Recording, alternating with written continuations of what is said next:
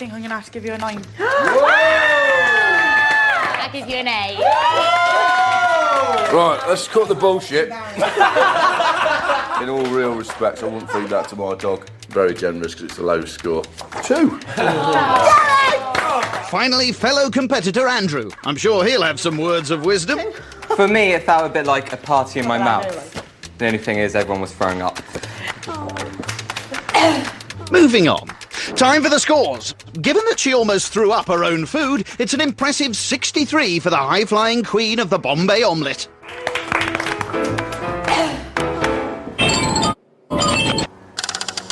Because you just got that thing about you that makes me go funny.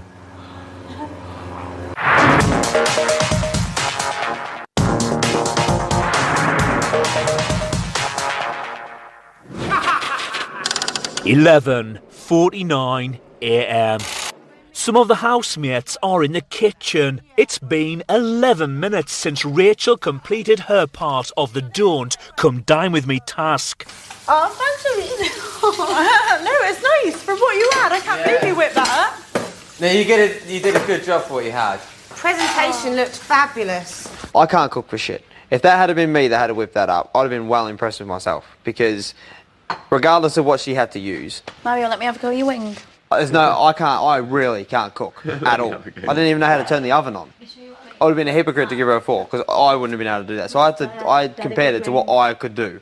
I was thinking about going higher, because I would have absolutely balls that up. It tastes like shit, but you got to take away the fact that they were the ingredients that she was given. Have you ever tasted a worse meal than that?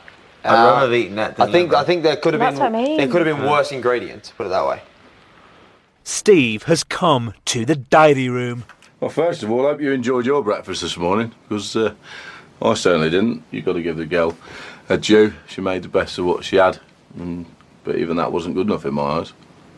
What did you want to talk to Big Brother about? Obviously, since the pocket rocket Baroness Keeley came out of her spaceship and decided to take control of the Big Brother house, she's trying to use her management skills, and she's just trying it on with the other guys and trying to get them to go against me. I can't have some little pocket rocket come in here for a day or two and try and take over control of the house. Obviously, we've been together for 5 weeks, so it's pretty hard nut to crack, but she's having a good crack at it. She knows what she's doing. She's quite clever, I think, really, deep down. I don't like to admit it, but I think she is. And she did say she wants to be the Baroness Toad of the Big Brother house, but I'm convinced her she needs to do a lot more first. Obviously, she's using her good looks and her charm and all the rest of it, but I think I'll hold my own against Keeley any time.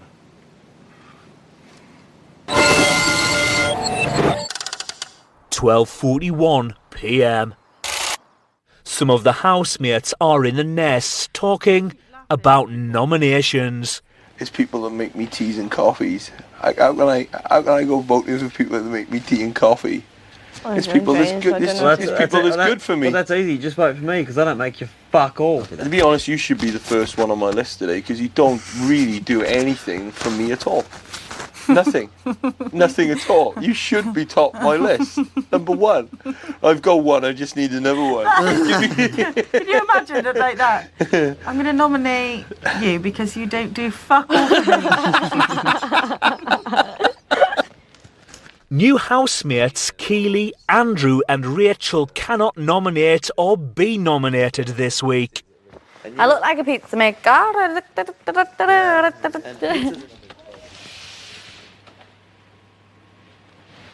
Ben is the first housemate to nominate. Hello, Ben. Please could you give the name of your first nomination and explain your reasons for this nomination? I think I'm going to choose Iffy because she does rather take things too seriously, and there is a slight lack of humour at times. Obviously, the new housemates arrived on Friday night, and on Saturday morning, Keeley got up very early and totally blitzed the kitchen, and I think Iffy got a bit miffed, and one of her lines was, "I clean this kitchen virtually every day and nobody thanks me." So I think that showed a slight lack of humour and slight taking things too seriously. Please could you give the name of your second nomination? Big Brother, my shock second nomination, unbelievably, wait for it, is Steve. His snoring is out of control. It shouldn't be a big deal. But, you know, we are in a communal area, and often Steve rightly pulls me up on lack of team spirit and not, you know, being too much of an individual, not playing things for the group as a whole. But surely that applies to him at night in terms of snoring. And the snoring is getting impossible. It is preventing other people from having good night's sleep. My first nomination is going to be for Iffy, because half the time I don't have a clue what she's talking about, and she kind of drains me because she talks at you, not with you. I don't know if she just likes the sound of her own voice. I don't know, but it's just quite irritating. Kiva, Yeah. please could you give the name of your second nomination? Okay, so my second nomination is going to be for Corin. I just think that you have to have some kind of respect in here for people's moods. And it's hers, like when she's singing at the top of her voice and going, "Are you loving it? Are you loving it?" When there's nothing really to love, it might be a shitty day. I just think you should give people their space. Like, I at times have to walk out of the room when she's singing, like, at the top of her voice like that. I do, every time. It's really, really gets on my nerves, like. It's really irritating. First nomination is going to be Kiva. Like, listen, like, last week, I know I nominated Kiva because she needs to put a smile on her face and all that, but, like, I'm letting it go and, like, I'm starting afresh. And, like, I'm just going to add for the fact that she picked Nathan last week, because I didn't really want Nathan to go, like, so I just thought it were unfair that she didn't have a think about a decision she just picked. Like, can I have that? Please could you give the name of your second nomination and explain the reasons for this nomination? John James, just because he's very much doesn't like to call somebody on their appearance and attack them for the way they look and all that. Yeah, he took the mickey out of my voice and, like, called me about having fake boobs and that. So basically, like, practice what you preach, so to speak. Do you know what I mean? Like, my first nomination this week is it's going to be Iffy. Iffy's probably the hardest person in here, and I'm a little bit intimidated by her. Simmering underneath that beautiful exterior is an interior that could get very malicious at times. I mean, I think she could lick out a few beatings to some of the people in here. I don't want to be on the back end of one of them beatings, tongue lashings. I think the second person, I think you gotta be Corin. I just think there's a few people out there that have got some concerns regarding how genuine Corin is. That there's another side to her that hasn't quite come out yet, which I think can be quite, could be quite angry and aggressive.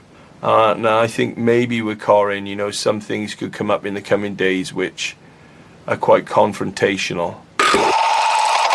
The first nomination is for Kiva. I think I don't actually, I actually dislike her. I'm not going to try and tell myself that I do, because I don't. I heard her say something like, I just can't stand do-gooders. Do-gooders are people who do good things. Is that a bad thing? And if you don't like them, then I don't like you. So that was the first thing, and I thought, oh, that really annoyed me. Then stuff like, she'll say, lick arse. When you mean the word lick arse, do you mean people who go up to people's arses and lick them, literally lick them, or do you mean people who are considerate and think about how people might be feeling and say things that will make that person feel good? Because if it is, then I'm definitely one of those as well. I'm sorry. To have a happy life and a happy environment is to have the people around you happy. Please could you give the name of your second nomination? Right, same person as last week. Love him to bits. It's Ben, by the way.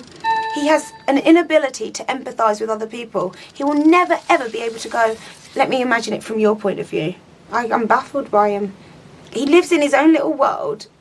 He'll stand from the balcony of his big mansion with 10,000 maids and luxury, and then he'll look over the balcony and be like, the world is such a horrible place. People should donate money to that charity. They should. And then someone will say, why don't you? And he'll be like, I don't know them. I don't know them. I need to help my next door neighbour.